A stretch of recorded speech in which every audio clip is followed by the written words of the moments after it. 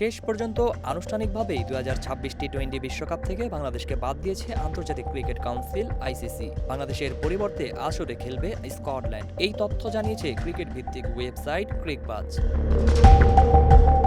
ক্রিকবাজের প্রতিবেদনে বলা হয়েছে, কয়েকদিন আগে বাংলাদেশ ক্রিকেট বোর্ডকে 24 ঘন্টার সময়সীমা দিয়েছিল আইসিসি।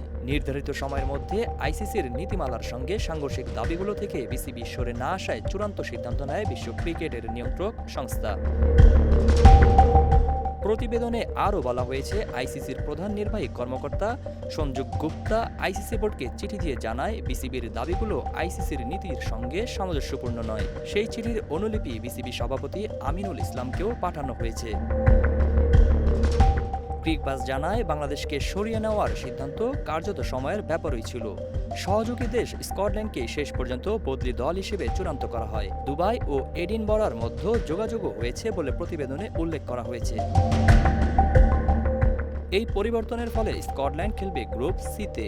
তারা 7 ফেব্রুয়ারি কলকাতায় ওয়েস্ট ইন্ডিজের, 9 ফেব্রুয়ারি ইতালির এবং 14 ফেব্রুয়ারি ইংল্যান্ডের বিপক্ষে মাঠে নামবে। এরপর 17 ফেব্রুয়ারি মুম্বাইয়ে নেপালের মুখোমুখি হবে তারা।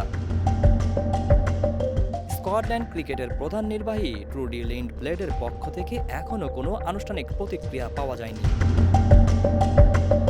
জহির রায়হান, দেশ রূপান্তর।